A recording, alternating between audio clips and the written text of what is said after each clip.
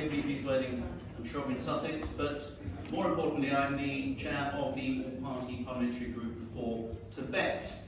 And it's great to see so many friends of Tibet in this room, and there are many friends of Tibet in Parliament, as you know well. So my job is as the sponsor of this evening, which doesn't mean I pay for it, unless you trash the place, in which case the bill does come to me, so can we drink moderately? But I'm really delighted that we've got some fantastic entertainment lined up for you this evening, a cornucopia of Tibetan cultural feasts this evening. We've got a series of presentations and then some dancing and some wonderful music.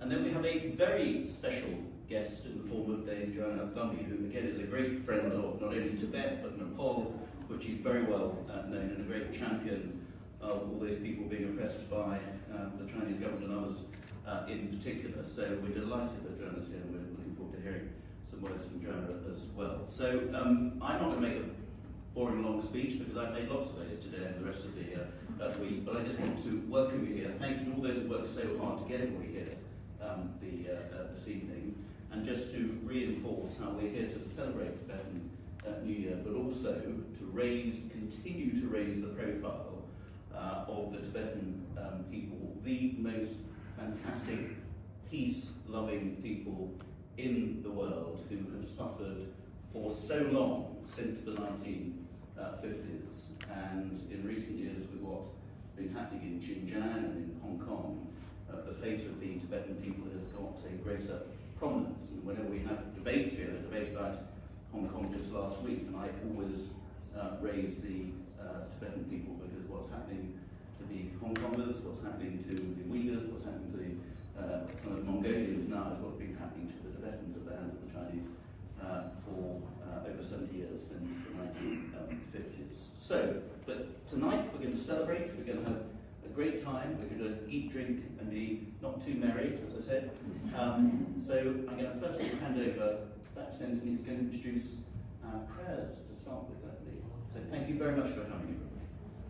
Before that, would you like to light this lamp by switching on the switch? I was about to get my match. Right. Yes. There we go. Everything's electronic these days. Slightly lacks authenticity, but anyway, right. Very good. Okay, so we'll start the evening today on a spiritual note, and I invite the Tibetans to also join in. We'll have a short prayer, and I see somebody over there. Okay.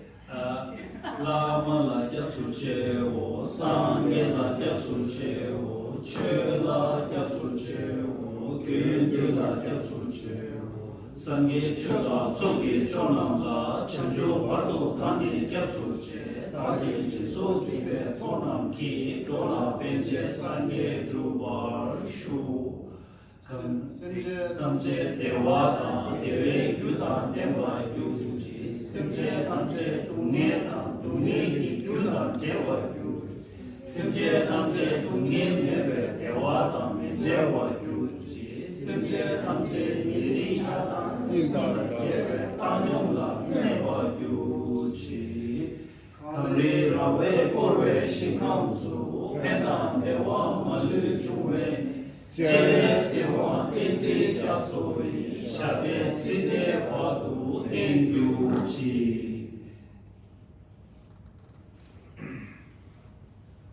May I now invite Lucilla from the Office of Tibet London to give a welcome address.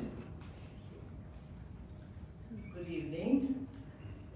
It's such a pleasure to be here amongst my fellow Tibetans and so many friends of Tibet, especially Dame Joanna Gumby, whom we don't get to see as often as we would have liked.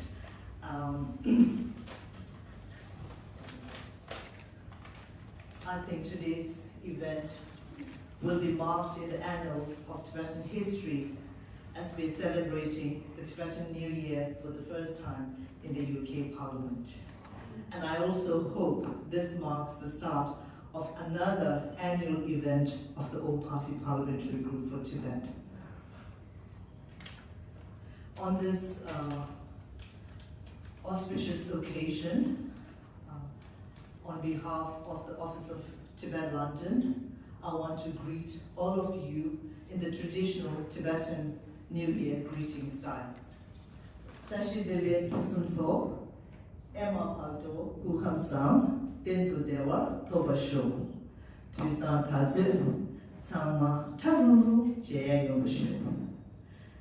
Although Representative Sonam Frazi is not in the country today, he is very much here with us in spirit. Together with my colleague, Tenzi Zendila, I'm really honored to represent our office on this happy occasion. We've been asked to introduce Tibetan Losar. So as a brief introduction, I will highlight 3 interesting features about our new year. Number 1 is this new year is the Tibetan Royal New Year of 2151. So we are 127 years ahead of the Gregorian calendar. That is because Tibetan astrology counts from the enthronement year of the first Tibetan king, Nyatitsembo, in 127 BC. The second is an important cultural aspect. Culturally and for astrological purposes, the new year counts as an official public birthday for all Tibetans.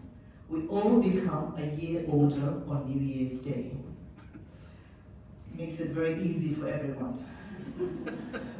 The third aspect is the celebration and preparation part of our new year. So we start 2 days ahead of the new year. We have so many activities like Gucham, Gutor, Gutuk, all to ritualistically cleanse of any remnants of bad energy of this year. And then as for the decorations, whether interior or exterior, especially in the kitchen and in the altar, we very much feature aspects that are impact of our Buddhist culture as well as the pre-Buddhist Burn culture. So you will see Tibetan flags like this, and it's all to strengthen good energy and accumulate good fortune. Then we come to the actual New Year's Day, and that's the best day. That's the best of my memories growing up as a child in Tibetan settlement in South India. Everyone is in a good mood, we don't get told off, everyone gives us presents, and we get a new set of clothing for the new year, and we're all walking around in our Sunday best. And we can go around, stay late, playing in the fields, and our parents won't tell us off, because we are all expected to be on our best behavior, in thoughts and in deeds.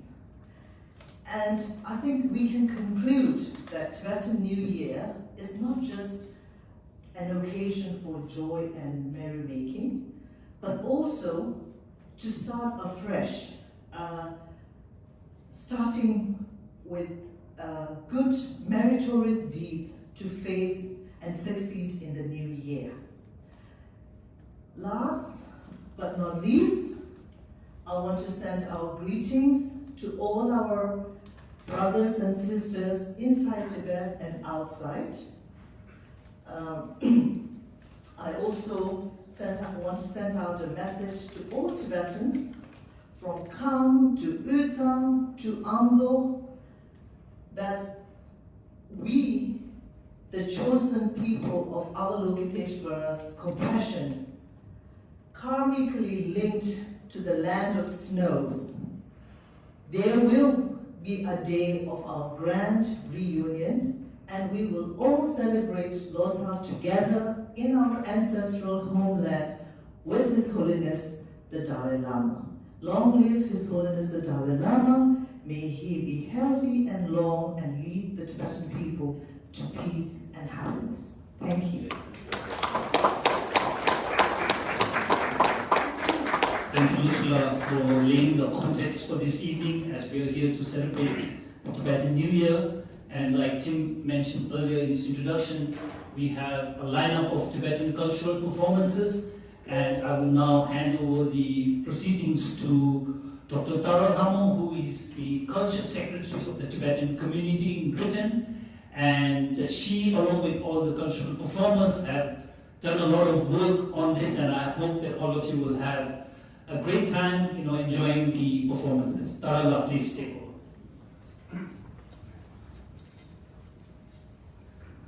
Losar and good evening to you all. As Tinzipongala said, I'm the Culture Secretary, and we are so grateful here today to celebrate our Tibetan New Year with all of you. We are so pleased to share a small glimpse of our Tibetan culture and have arranged 4 cultural performances, at least one from each of the 3 regions of Tibet. Our first performance is Namma Deshe, a style of traditional Tibetan music originating in Lhasa, the capital of Tibet. Namma literally means inside, while Deshe means songs from Tö, or Western Tibet.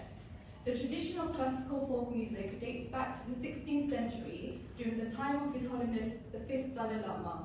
The poetic verses are usually written by High Lamas and teachers, and subjects are full of Buddhist imagery and moral stories. Some of the most remarkable verses in this tradition were written by His Holiness the 6th Dalai Lama and are still very popular today. This item, called Chola Tashi or Brother Tashi, will be performed by Prabhu Domala. She graduated from Thamthong Luka Tibetan Cultural Institution in India, and we hope you can appreciate with how easily she dances and sings simultaneously. Please welcome Prabhu Domala.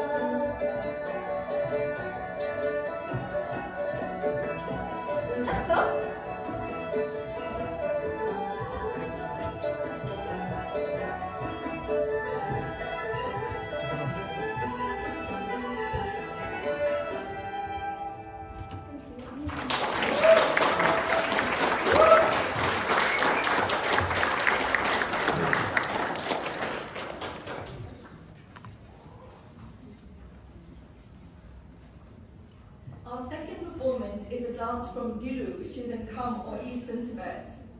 Diru has become one of the focal points of resistance to the Chinese occupation of Tibet. In 2010, it became a center of protest against environmental exploitation by Chinese companies. The protests were brutally suppressed by the Chinese authorities, including shooting at protesters, multiple arrests of community leaders, and closure of monasteries. This performance is a modern dance from Diru and is energetic with long sleeves to emphasize the movements of the dancer's arms. The dance will be performed by younger Tibetans who are instrumental in keeping the rich Tibetan culture heritage alive in the diaspora after drawing inspiration from young Tibetans inside Tibet who resist in very innovative ways the Chinese government's attempts at eliminating the Tibetan identity. The song is called Kul Namgya Sergyake, which means the high sky fully covered in gold.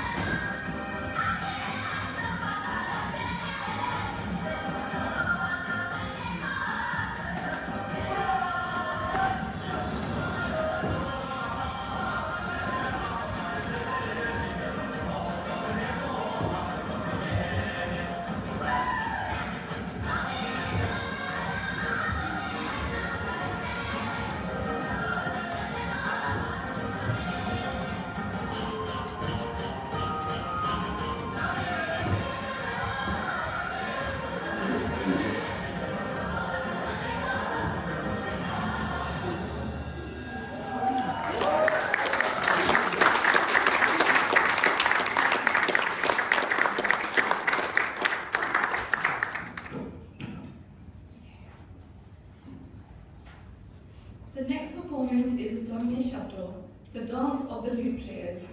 The Danye or the lute became popular in Uzak or central Tibet during the 17th and 18th centuries and became particularly fashionable in Lhasa. The name translates to sweet sound, and the score of the Danye can be carved into the shape of a horse or a dragon's head. This dance offers the opportunity for players of the Danye to show their agility and musical ability as they simultaneously sing, dance, and play the lute. This dance will be performed today by the experienced trio of Jayala, Tubdena, and Chambala. Please keep an eye out on their pacey footsteps.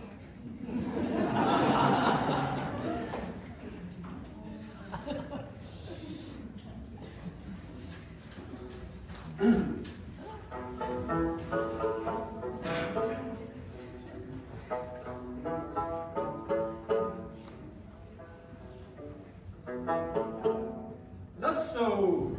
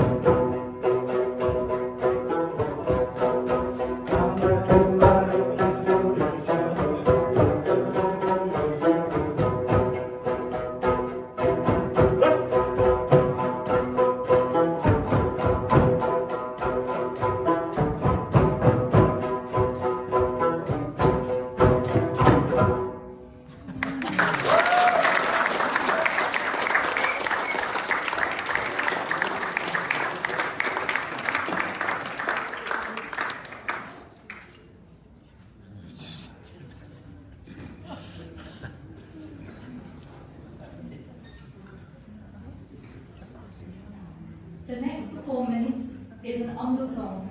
Amdo is a region in the northeast of Tibet, and the song is called Wangi Meadow, or Field of Flowers, and it describes the beautiful scenery of Tibet.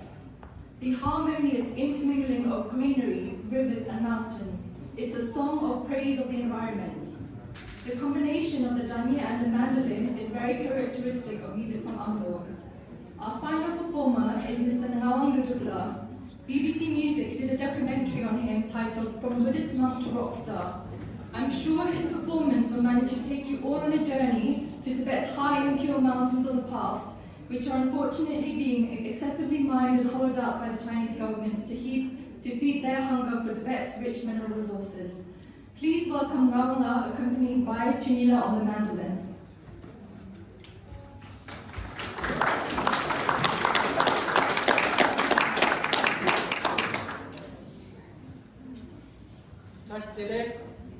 Good evening. Thank you very much for a wonderful introduction. And first, I think I'd like to a little bit Tibetan traditional acapella, which is called the dragon. The roar of the rambling dragon erupts from southern mountain. It's a good omen of forthcoming rain. I think this year also the wooden dragon, which is a special connection with this song as well. Thank you.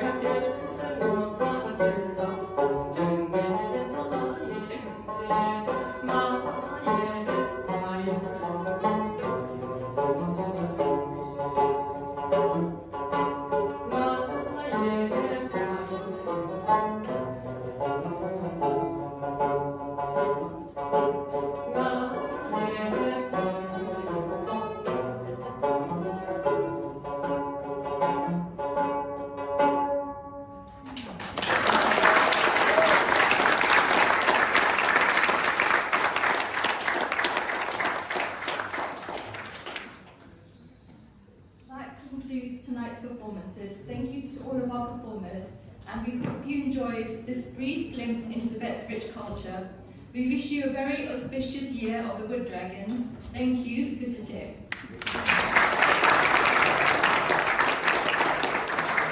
It's now my great pleasure to invite our friend Tim Johnalumley to please say a few words here today.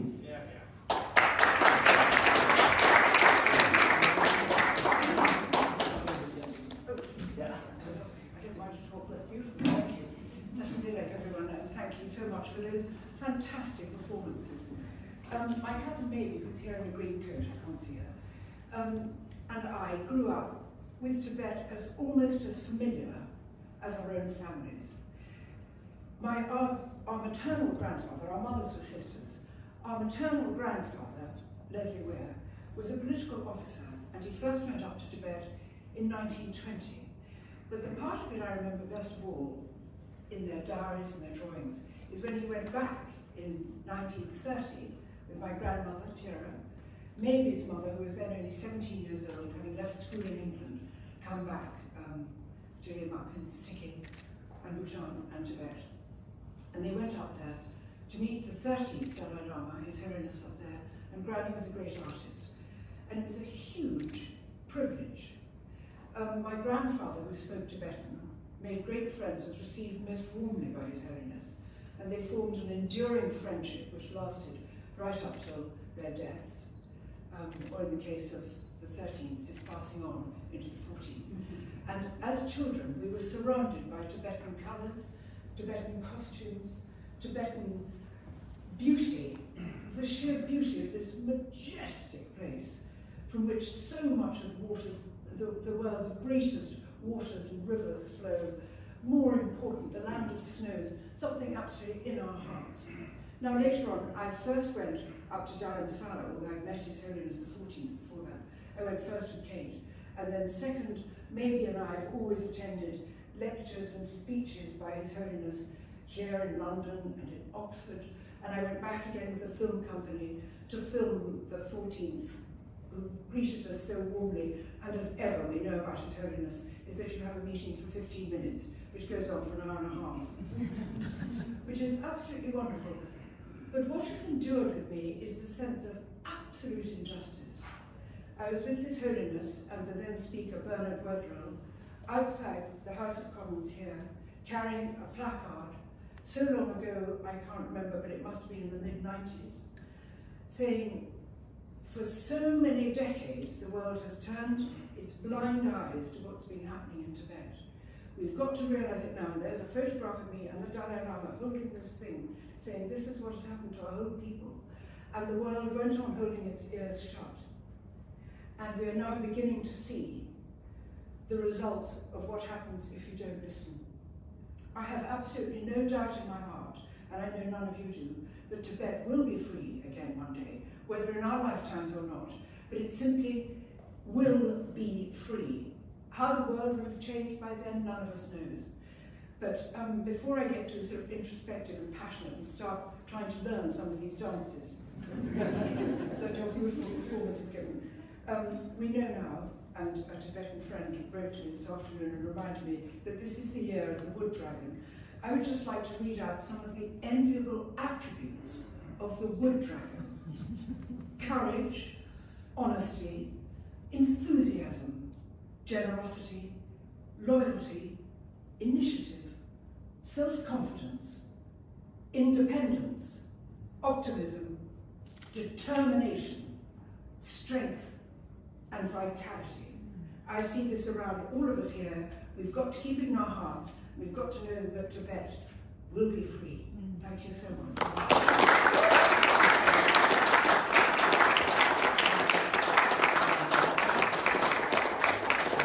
So let's join us here. I would like to invite the Tibetan cultural performers so that I can request you to please offer them the kathas. Thank you so much. So can we have all the performers come one by one, please? Thank you.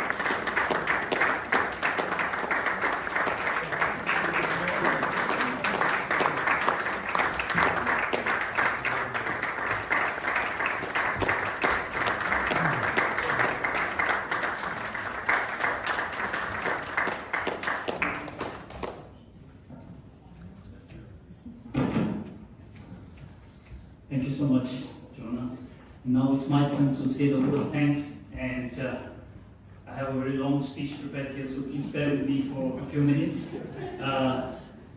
Good evening, Losar everyone, and the Tibetan community in Britain is really honored to participate in this historic, first of a kind Tibetan Losar New Year celebration here in the Parliament. And as the chairperson of the Tibetan community in Britain's elected council, I would like to first thank Tim Lawton, MP, chair of the All-Party Parliamentary Group for Tibet, for hosting this reception here today, and also for his unwavering support.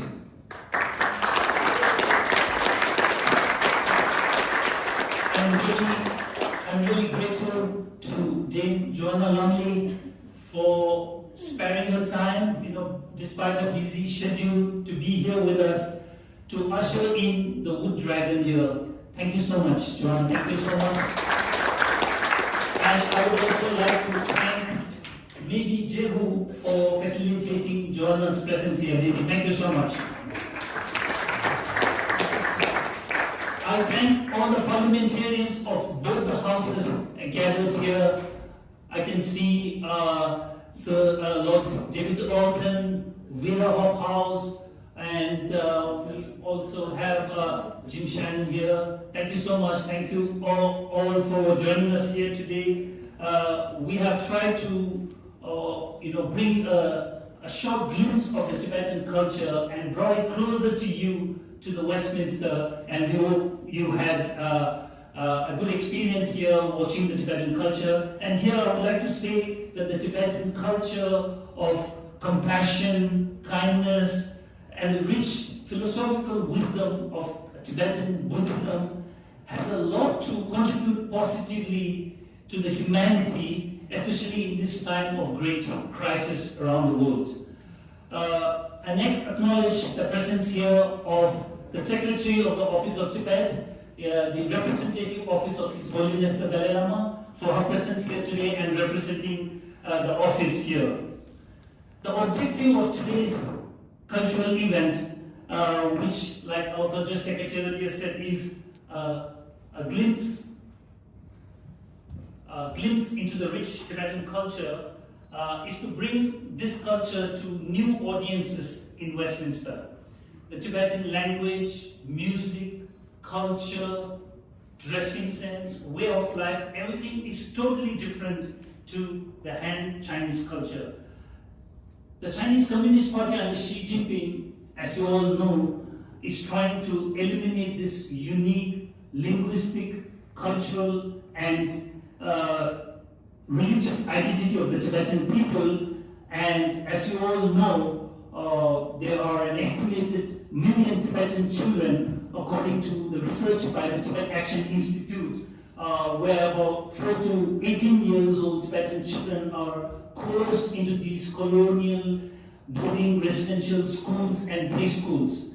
And those parliamentarians who are gathered here will remember that Free Tibet, where I work, along with other Tibet groups like the International Tibet Network, Tibet Action Institute, we had hosted Dr. Gello, Tibetan sociologist, here in the parliament last spring, where you all had the opportunity to hear from him about his research on this field.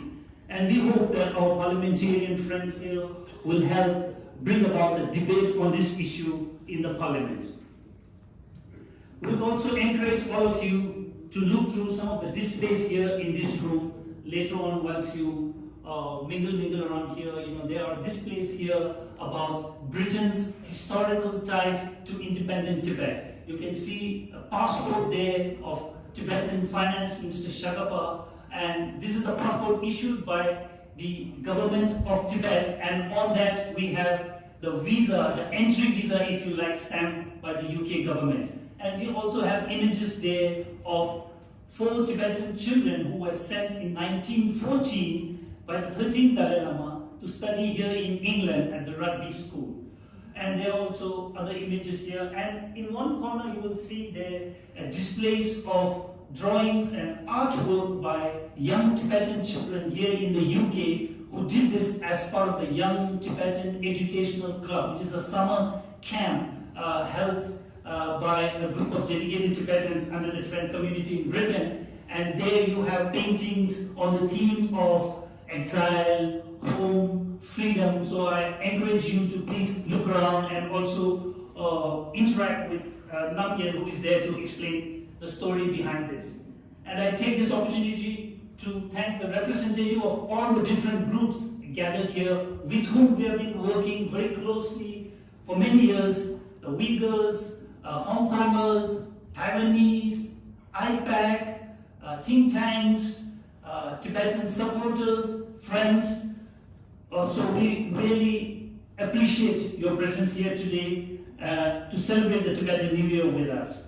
Ideally, we, as the organizers, the Tibetan Community in Britain and Free Tibet, we would have loved to serve you steamed dumplings. We call this momos. Tim is really very much aware of that. And also Tibetan beer, we call it chang. We would have loved to serve those, but the protocol here is such that we cannot bring outside foods and drinks, so that's why we will have to save it for some other time. But nevertheless, I hope you all had a good time today, especially the Tibetan cultural performance. They put in a lot of effort into this, and I hope you will all join me in giving them a big round of applause.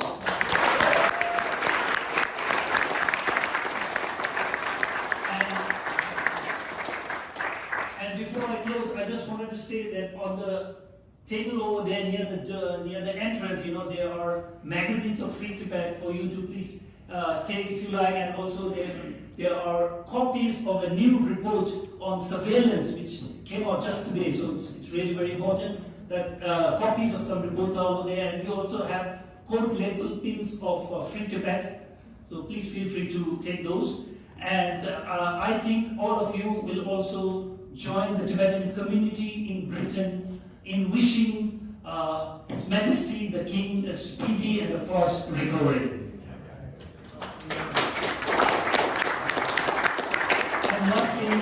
And lastly, like Losar said earlier, we all hope and pray that His Holiness the Dalai Lama lives for very long and continues to inspire us. And we also hope that we can have such celebrations like this in a Free Tibet. Thank you so much. Thank you.